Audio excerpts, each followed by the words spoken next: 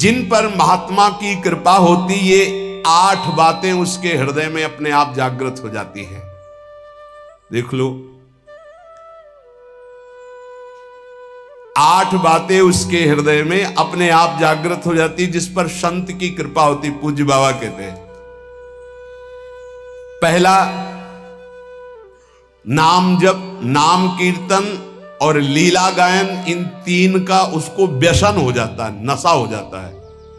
ये 8 बातें महात्मा के कृपा पात्र में जागृत हो जाती है। नाम जप, नाम कीर्तन और प्रभु की लीला गायन का नशा हो जाना। ये कीर्तन हो रहा है तो शकील के बैठ गए, थोड़ा 5 मिनट हमको भी गाने, राधा राधा, भगवत चर्चा हो रही, अरे यहां कथा हो रही और बैठ गए 10 मिनट। नशा है ये, हमारे आपको नहीं, सनकादि के लिए भी कहा गया, आशा व्यसन व्यसन याति नहीं, रघुपति चरित होए ता सुनहि। हनुमान जी को बड़ा नशा है। यत्र यत्र रघुनाथ कीर्तनम तत्र तत्र कृतमस्त कांजलम वाष्पवारि परिपूर्ण लोचनम। आश्रु बहाते हुए नाम कीर्तन सुनना, नाम कथा, लीला कथा ये श्रवण करना। पहला साधु कृपा पात्र में नाम जप, नाम कीर्तन और लीला गायन का नशा हो जाएगा। दूसरा, उसको साधु के दर्शन से ऐसा सुख होगा जैसे अपने प्रिय रिश्ते नातेदारों को अच्छा, आओ आओ आओ आओ, हृदय एकदम मालादित हो गया। साधु महात्मा से जब बिछुड़ने का समय आता है तो ऐसा लगता है हमारे प्राण छूट रहे हैं। ऐसा बिछुरत एक प्राण हरि लेहि, ये साधु कृपा पात्र में होगा। संत को आओ आओ, आज तो हमारे अहो भाग्य, जो प्रभु मोहि अनुग्रह की ना, तो तुम आई दरस हट देना। पहला नाम जप, कीर्तन और लीला गुण गान का व्यसन। दूसरा साधु दर्शन, साधु सेवन, ऐसा जैसे प्रिय रिश्तेदार, प्रिय नातेदार, ऐसा होना चाहिए। कई चरित्रों में पढ़ा है कि भगत की पत्नी जब संतों का मंडल आया तो उनके लिए बहुत ही ऐसे खिचड़ी आदि रूखा सूखा, और जब उनके भाई आए तो खीर पुआ पूरी सब व्यवस्था।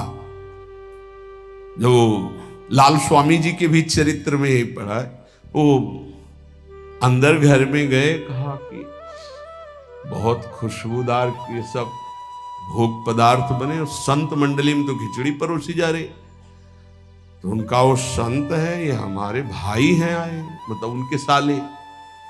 अच्छा, तुम्हारे भाई, और ये हमारे रिश्तेदार हैं, हमारे प्रभु के जन पार्षद हैं। सब खीर पुआ उनको परोसा, खिचड़ी उठा के लाए, उनके भाई को पकाया। ये तुम्हारे रिश्तेदार के लिए, ये हमारे रिश्तेदार के लिए। हरिराम व्यास जी, मलाई गिर गई दूध के साथ उनकी कटोरे में और संतों में दूध परोस है। हाँ, ये शरीर तुम्हारा पति है ना, इसलिए सभा में ही कह दिया, जाओ मैं आज से तुम्हारा त्याग करता हूं। तुमने हमारे संतों के साथ भेद किया, हमारे आगे मलाई गिरा, क्योंकि शरीर तुम्हारा पति है ना, इसलिए। जबकि ऐसा नहीं, स्वाभाविक ऐसा हुआ था। जब बहुत प्रार्थना की, कई दिन व्यतीत हो गए सेवा से बिलक, तब संतों के बीच में कहा कि अपने आभूषण बेच करके संत सेवा करें तो हम स्वीकार करें। संत ऐसे प्रिय लगे जैसे कोई सगा सनेही रिश्ता नाता जिनसे जुड़ा है, उनको देख और खूब उनके प्रति भाव, इस महात्मा की कृपा। तीसरा, सांसारिक चर्चा करने में बिल्कुल अरुचि होना। चौथा, महात्मा का कृपा पात्र कभी किसी की निंदा ना कर सकता है ना सुन सकता है। पांचवा, महात्मा का कृपा पात्र कभी प्रणाम नमस्कार न स्वीकार करता है किसी के, कोई जैसे कर रहा है तो स्वयं स्वीकार नहीं करता, और दूसरों को भरपूर सम्मान देता है। स्वयं अमानी रहकर दूसरों को मान, वो किसी का मान सम्मान स्वीकार नहीं करता और दूसरों को मान सम्मान करता है। छठा, किसी का चित्त दुखे ऐसा संवाद नहीं, किसी का चित्त दुखे ऐसी कोई क्रिया नहीं, और कोई किसी संवाद या क्रिया से उसको दुख पहुंचावे तो उसका चित्त दुखे ऐसी स्थिति नहीं। सातवां, यदि उसको कोई पद या उपाधि दी जाए तो विष्ठा के समान उसको त्याग देगा महात्मा का कृपा पात्र। कोई पद या उपाधि दी जाए तो विष्ठा जैसे त्याज्य होता है। विष्ठा त्याज्य का मतलब विष्ठा त्यागने के बाद किसी को गर्व नहीं होता। मलवत त्याग भोगों का, पद प्रतिष्ठा का। देखो, जब हम मलवत त्याग नहीं करते तो त्याग तो वस्तु का होता है, अभिमान उस वस्तु के त्याग का होता है जो उससे भी खतरनाक होता है। वस्तु की समीपता जितना बाधक है उससे ज्यादा बाधक है वस्तु त्याग का अभिमान। वह किसी के चित्त दुखाने पर कभी दुखी नहीं होता और वो कभी कोई ऐसा संभाषण या व्यवहार नहीं करता और अपनी प्रतिष्ठा को विष्ठा के समान त्याग देता है। भोगों का त्याग, संपत्ति का त्याग, जहां बड़े महापुरुषों के प्रति आए तो विषवत त्याग बताया गया है, वमनवत त्याग, 3 शब्द बोले गए। वमन के समान और मल के समान। इनमें सबसे ज्यादा श्रेष्ठ मल के समान है। उसका ध्यान ही नहीं है, कोई उसको ऐसे उसका स्मरण ही नहीं। मलवत त्याग मतलब उस त्याग की स्मृति भी नहीं रह गई, उसे त्याग कहते हैं। यह महात्मा की कृपा पात्र को होगी को प्रतिष्ठा को, संपत्ति को, मान को विषवत त्याग करना, वमनवत त्याग करना, मलवत त्याग करना। इसकी पहचान कि 8 बातें महात्मा की कृपा पात्र में आ चुकी हैं। कह रहे उसका मन एकाग्र होगा, किसी भी नवीन विषय भोग की इच्छा नहीं होगी, नेत्र निर्विषय होकर अनासक्त होकर विचरण करेंगे। देखा लाखों को, छवि एक की नहीं, देखा पूरी बाजार, इच्छा एक भी नहीं। नेत्र उसके निर्विषय हो जाएंगे।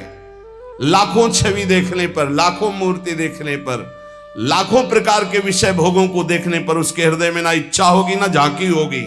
एकांत में जाकर किसी व्यक्ति का चिंतन नहीं होगा। जिसका मन एकाग्र है, नवीन विषय भोग की इच्छा नहीं है, नेत्रों में किसी की आकृति नहीं, कोई विषय की झलक नहीं, पूरी बाजार घूम आवे, पूरे लाखों लोगों से मिल ले, वो महात्मा का कृपा पात्र भगवान प्राप्त करने के योग्य हो चुका है। ये 8 बातें पुनः सुन लीजिए कृपा करके। पहला, नाम जप, नाम कीर्तन, भगवत लीला गुणानुवाद। क्या व्यसन, नशा। कीर्तन हो रहा है, दौड़कर बैठ गए, हम भी 10 मिनट गाएंगे। नाम जप के लिए हर समय उत्साहित रहो कि जैसे गरीब आदमी 1-1 मिनट मेहनत करके धन कमाता है, ऐसे तुम नाम कमाओ। भगवत लीला गुणानुवाद में श्रवणेन्द्रिय को, जिनके श्रवण समुद्र समाना, कथा तुम्हारी सुभग सरि नाना, भरे निरंतर होई न पूरे, ऐसे। दूसरा, साधु महात्मा प्राण प्रिय लगे। तीसरा, संसारिक चर्चा बिल्कुल विषवत लगे, नहीं सुननी, नहीं करनी। जब उस मार्ग में नहीं जाना तो मुझे चर्चा क्या करनी। तीसरा, संसारिक चर्चा नहीं। और चौथा, कभी किसी की निंदा ना करनी है और ना सुननी है। 5वां, स्वयं अमानी रहकर सबको मान प्रदान करना है, कभी अपने को मान सम्मान के विष का पान ना करावे। 6वां, किसी का चित्त दुखाए ना, दूसरे के चित्त दुखाने वाली कोई क्रिया ना करे और दूसरे के द्वारा चित्त दुखाने वाली बात और क्रिया होने पर अपने चित्त को दुखित ना होने दे। 7वां, अपनी प्रतिष्ठा को विष्ठावत त्याग दे। कोई भी उपाधि, कोई भी पद प्रतिष्ठा भगवत प्राप्ति के बाद जो हरि करे, पहले कोई स्वीकार न करे। उपाधि नहीं तो उपद्रव हो जाएगा।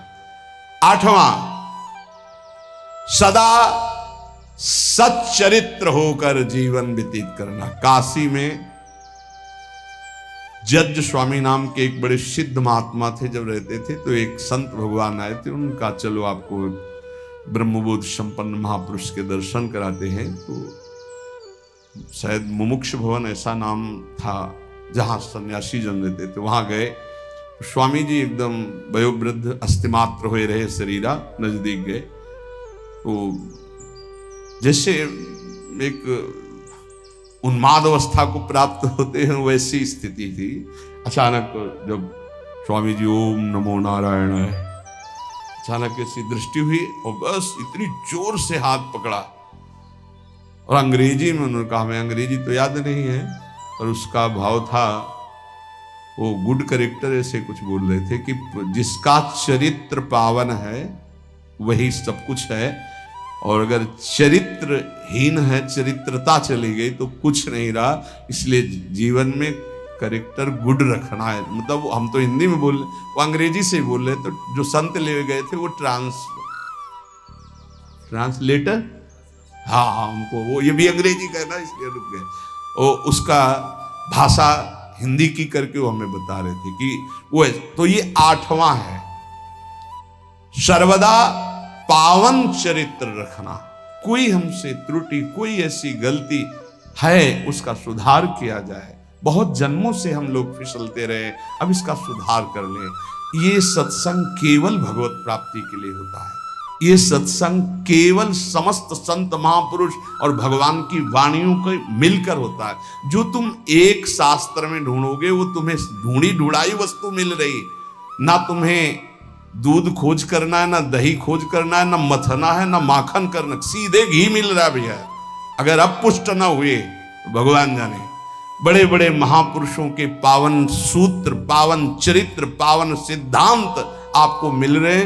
आप कृपा करके, अपने ऊपर कृपा करके, हमारे ऊपर कृपा करके, हमारे भगवान के ऊपर कृपा करके, कैसे भगवान के ऊपर कृपा, भगवान ये गीता हमारे लिए बोले हैं, अगर हम स्वीकार करेंगे तो मानो भगवान कहते कृपा कर रहे हो हमारे ऊपर, जो हमारी बात मान रहे हो। जैसे छोटा बच्चा दूध पी लेना तो माँ कहती बहुत अच्छा, मानो माँ के ऊपर कृपा कर दिया, नहीं तो माँ चिंतित रहती। गुरु के ऊपर कृपा कर दिया यदि आपने बात मान ली, क्योंकि गुरु निश्चिंत हो जाएंगे, आप भगवत प्राप्त हो गए, आप भगवान को मिल गए। ये हमारी निश्चिंतता, हमारे प्रभु की निश्चिंतता, और आपके ऊपर गुरु कृपा भरपूर, हरि कृपा भरपूर। लेकिन आपकी कृपा में कंजूसी है आपके ऊपर। आपकी कृपा यदि आपके ऊपर हो जाए तो सब बात बन जाए।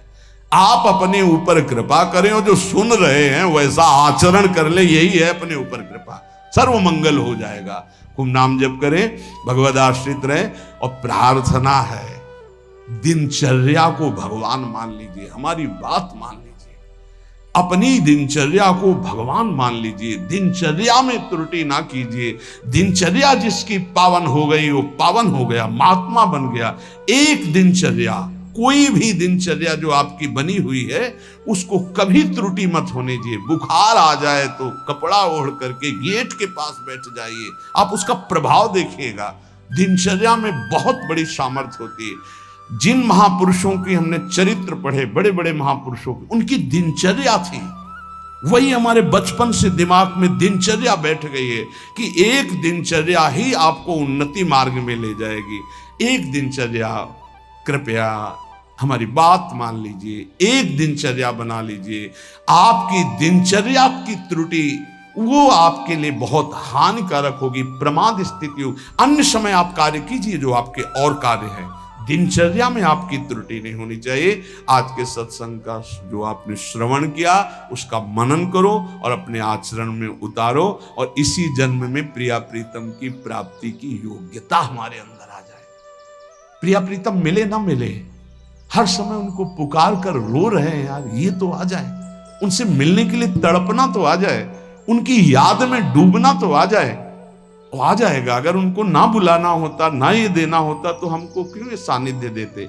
इस सानिध्य का मतलब वो हमें, आप समझो, प्रिया जो आपको मिलने के लिए कितने व्याकुल है, यहां से तुम्हें सुनाई नहीं दे रहा, ये उनकी व्याकुलता है, आपसे मिलना चाहते हैं। आप क्यों मिलने के लिए तैयार नहीं हो रहे हो। जैसे माँ बाथरूम में बच्चे को ले जाकर स्नान कराकर तैयार करके पिता की गोद में बैठा देती है, ऐसे गुरु आपको पावन सजा करके प्रिया प्रीतम के रास मंडल में प्रवेश कराने के लिए आप तैयार हो जाएंगे।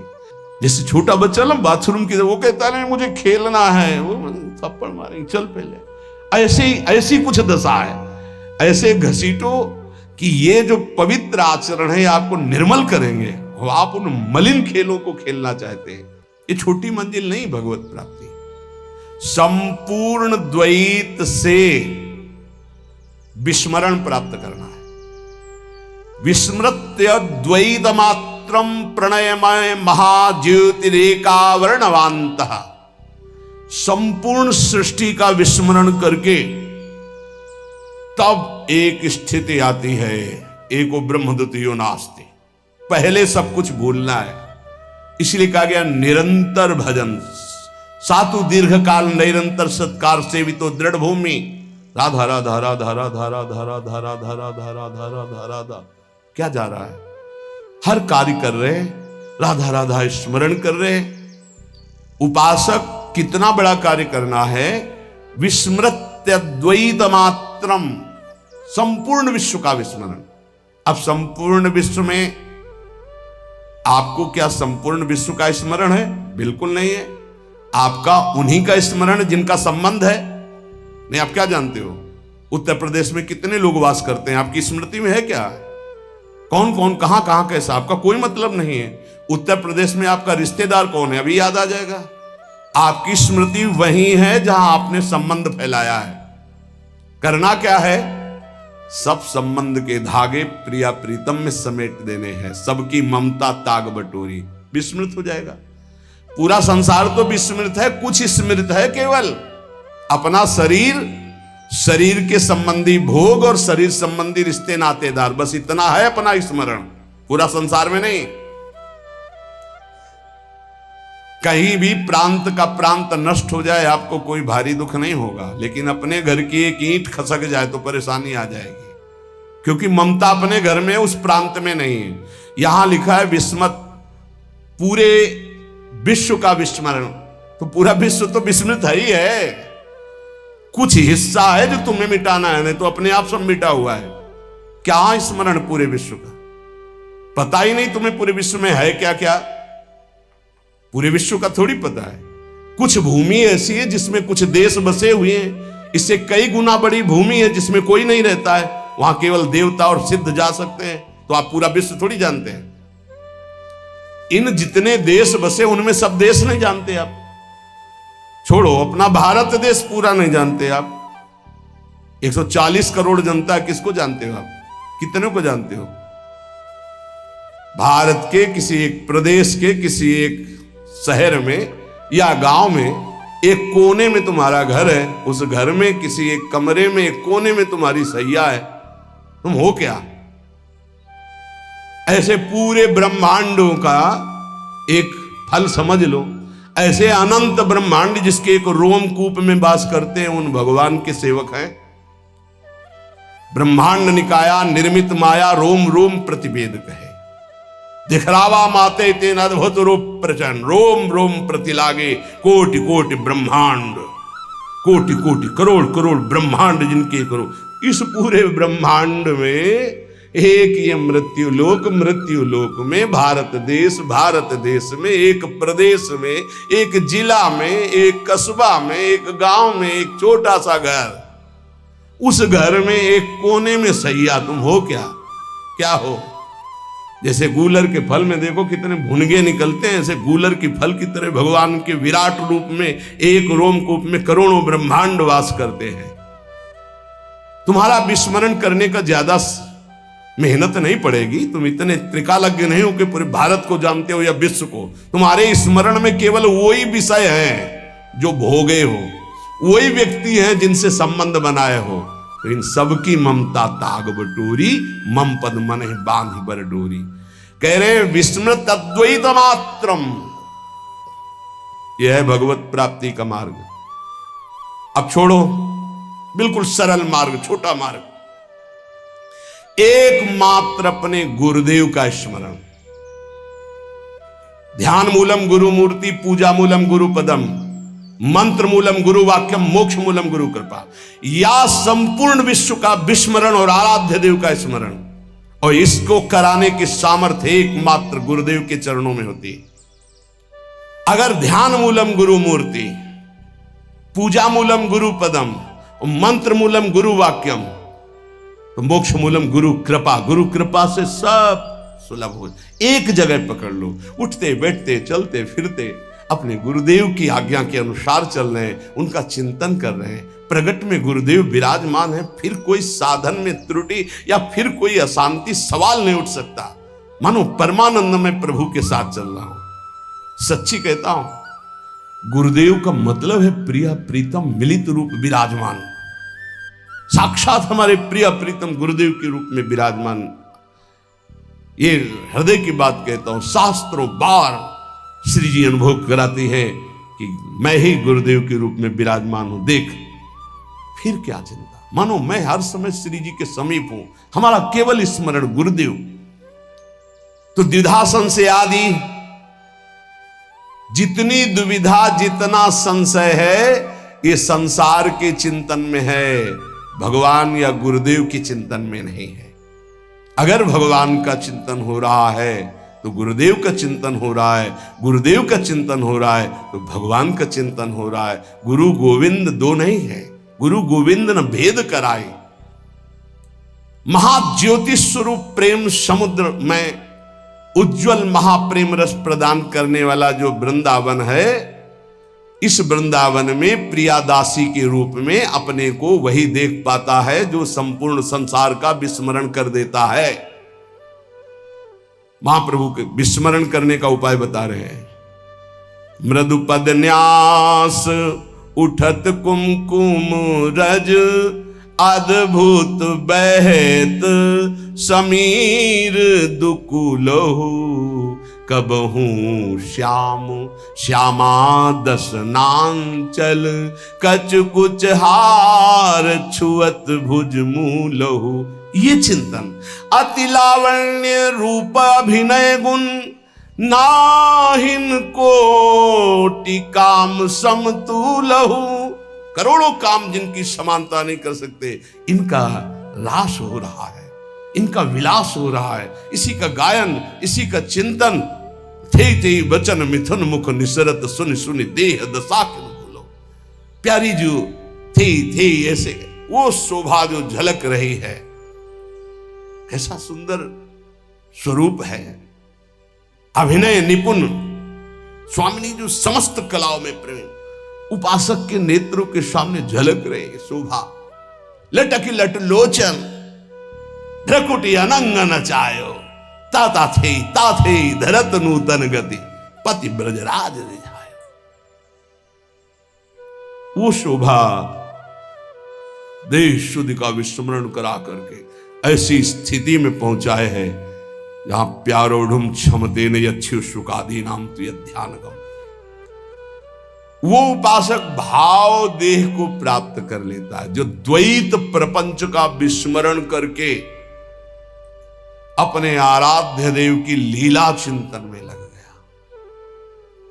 कैसा सुंदर रूप है हमारे युगल सरकार का।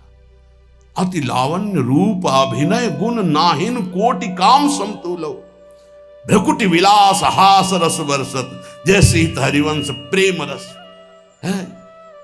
प्यारी जो विशाल नेत्र, महाप्रेम समुद्र भरे, उन नेत्रों से जब प्रीतम की तरफ देख रही हो और मंद मुस्कुराकर भ्रकुट संचालन होता, वो स्वरूप प्यारी जू का अभिनय निपुण, लटक लट लोचन भ्रकुटी अनंग नचायो। कैसा स्वामिनी जो अभिनय करते हुए, जिस समय भ्रकुटी संचालन करते हुए मंद मुस्कुराते, वो उस भ्रकुटी संचालन से करोड़ों कामदेव मानो मूर्छित हो गए, अधीन हो गए। ऐसा सौंदर्य जब उपासक देखेगा तो उसको इस मर्त लोक के कोई विषय चिंतन आएंगे नहीं। हमारा जो मार्ग मिला बहुत रसमय, चतुरासी जी प्रेम समुद्र है। आपसे प्रार्थना है, औषधि बड़ी गूढ़ है, अगर इसको पाते रहोगे तो रहस्य खुल जाएगा। चतुरासी जी का गायन देश शुद्ध विस्मरण करा देने की स्थिति में आपको खड़ा कर देगा। ध्यान दीजिएगा, सिद्ध साधन है देह विस्मृति, विश्व विस्मृति का चतुरासी जी का गायन, चतुरासी जी का चिंतन, चतुरासी जी का श्रवण। अरे अपने की बात क्या, लालजू को विस्मरण करा देने की सामर्थ्य श्री प्रियाजू में है। लालजू को विस्मरण करा देने, लाल जो अपने आप, चिदानंद स्वरूप लाल जो अपने आप को भूल जाते हैं, ऐसा प्रेम प्यारी जू का है। और अपने प्यारी जू की शरण में है, अपने को कोई भय इस बात का कि संसार का कोई राग हमें फंसा लेगा नहीं, बहुत बड़ी जगह जुड़ गए हैं। श्री स्वामिनी जू का बड़ा प्रताप है। श्रीपाद प्रबोधानंद जी महाराज कह रहे हैं, आप हमारी बात मान लो, निहाल हो जाओगे। यद कोट्यन समपि स्पृशेन्न निगमो यन्नो विदिर योगिनः। मैं जो आपसे बात कह रहा हूं वेद की सामर्थ्य नहीं है कि आपको बता सके, वो नेति नेति तो हरि के लिए ही कह रहा है।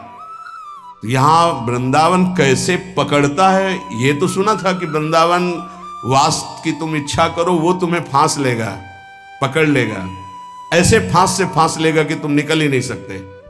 तो लगता था क्या जादू है वृंदावन में, देखते हैं भाई। और जब वृंदावन ने फांसा तो जीने लायक नहीं रहे। अब वृंदावन के बिना जी नहीं सकते। आपको कैसे होता है, ये नहीं कि किसी रोग आदि के कारण नहीं, वृंदावन के बिना, वृंदावन जीवन है, प्राण है। यद कोट्यन समपि स्पृशेन्न निगमो यन्नो विदुर योगिना। जो श्रीपाद कह रहे, करोड़वें अंश की महिमा भी वेद ने वर्णन कर सकते हमारी प्यारी जू की, लाल जू की महिमा नेति नेति वर्णन करके। यद कोट्यन समपि स्पृशेन्न निगमो, निगम ने वेद, न निगमो यन्नो विदुर योगिनः। बड़े बड़े योगी भी जिस रहस्य को नहीं जानते। आगे की बात और दुर्लभ के, श्रीश ब्रह्म सुकार्जुन उद्धव मुखाः पश्यन्ति यन्न क्वचित् अन्यतो किं ब्रजवासिनामपि न यदृश्य कदा लोके श्री वृंदावन रूपमद्भुतमहं राधा पदैकाश्रया। समझ आ जाए तो भाई श्री जी की बड़ी कृपा, नहीं तो कह रहे वेद नहीं समझते तो हम लोग क्या समझ लेंगे। समझो, जिन श्यामाजू की महिमा के करोड़वें अंश को वेद नहीं वर्णन कर सकते, जिन श्यामाजू की महिमा को बड़े बड़े योगी जन भी ध्यान में नहीं पाते। आगे उधर श्रीश ब्रह्म शुक अर्जुनो उद्धव मुखा पश्यन्ति अन्न क्वचित। हमारी प्रिया जी जहां विराजमान है नवनिभृत निकुंज में, इन सब महापुरुषों ने अवतार लीला में दर्शन किए, अवतार लीला का गायन किया, अवतार लीलाओं को देखा कृपा से, लेकिन सेवा में सम्मिलित नहीं हुए। नवनिभृत निकुंज में विराजमान जो रूप बेली प्यारी बनी सुप्रीतम प्रेम तमाल, यहां सिर्फ सहचरियों का प्रवेश है। श्रीपाद प्रबोधानंद जी महाराज ने 3 वृंदावन का वर्णन किया प्रारंभ में। पहला गोष्ठ वृंदावन जिसमें सखाओं के सहित प्रभु नित्य लीला करते रहते हैं। दूसरा गोपी वृंदावन जिसमें रासोत्सव होता रहता है गोपी जनों के साथ, प्रिया लाल गोपी जन जिनको राधा कृष्ण रूप में उच्चारण नाम किया गया। राधा कृष्ण और समस्त गोपी मंडल मंडिता और रास जिसमें भगवान शिव प्रवेश किए। जिन गोपी जनों की विरहाग्नि का प्रेमाग्नि का ताप उद्धव के हृदय में वृंदावन में आते हुए लगा तो ज्ञान गुदड़ी भस्म हो गई। उद्धव जी ने गोपी जनों के उस प्रेम को देखा। श्री शुकाचार्य उसी प्रेम का गान कर रहे हैं। भगवान शिव उसी रास में गए और स्वामिनी जी की महिमा को देखा और कटाक्ष कृपा कटाक्ष का गायन किया। लेकिन यहां कह रहे पश्यन्ति यन्ना क्वचित, इन महापुरुषों का यहां प्रवेश नहीं। कौन? बोले राधा निकुंज बाटी श्रीपाद प्रबोधानंद। गोपी वृंदावन तक सबका प्रवेश, यहां केवल सहचरियों का प्रवेश। 3 गोपिनते दुर्लभ माई नित्य विहार सहज सुखदाई। और बात कह रहे हैं कि अन्यत्य कृम, अन्य उदाहरण तुम्हें क्या दूं, ब्रजवासिनाम अपि न यद दृश्य कदा लोक है। नंद बाबा आदि जो ब्रजवासी जन हैं, उनके सखा जन जो हैं, सुहृद जन जो हैं, इनका भी इस नवनिवृत्त निकुंज में प्रवेश नहीं, क्योंकि बाबा का वात्सल्य भाव है, सखाओं का सखा भाव है। गोष्ठ वृंदावन गोपी वृंदावन में भी बाबा या सखाओं का प्रवेश नहीं है। वहां परम पुरुष प्रभु और समस्त गोपी और प्रिया जो ये लीला, वहां भी सखा परिकर का प्रवेश। फिर यहां 3 गोपिंते दुर्लभ माई, इसलिए कह रहे श्रीश ब्रह्म सुकार्जुनोद्धव मुखा पश्यन्ति अन्न क्वचित अन्यत किम ब्रजवासिनाम अपि न यदृश्य कदा लोके। श्रीमद राधा सुधा निधि। न देवैर ब्रह्मादेर न खलु हरि भक्तैर न सुहृदा दिविर यद्वै राधा मधुपति रहस्यम सुविदितम। कभी गर्व नहीं होता आपको कि स्वामिनी जी ने मुझे ऐसी जगह शरणागति प्रदान की कृपा से जहां बड़े बड़े महापुरुष भी याचना करते? कभी नहीं, बस ऐसे ही मिल गया, इसलिए उसकी कीमत नहीं समझ पाए। रतन चिन्हों नहीं दीन्हों करते डाल। इसलिए मेरी बात पर हे सखे विश्वास कर लो। लक्ष्मीपति भगवान शिव, ब्रह्मा, शुक, अर्जुन, उद्धव आदि ये सब जिस महिमा को जानते हैं, गाते हैं, पर जहां प्रवेश नहीं है, उस रस की हम तुम्हें बात करते हैं कि उस रस को प्रदान करने वाला ऐसी वृंदावन और रजरानी है। जब इनका आश्रय मिलता है तो राधा पदई का आश्रय ये हृदय में ठसक हो जाती है। श्री राधा जुग चरण निवास, प्यारी जो हमारी महारानी, हम उनकी चरण दासी। उपासक इस बात पर स्थित हो जाओ कि बहुत ऊंचाई पर आपका संबंध हो गया है। अब चूक मत करो। इस जीवन से जो कुछ हो रहा है वो सिर्फ आपके लिए है। यदि आप अपने को संभाल नहीं पाते हैं तो आपका दुर्भाग्य है।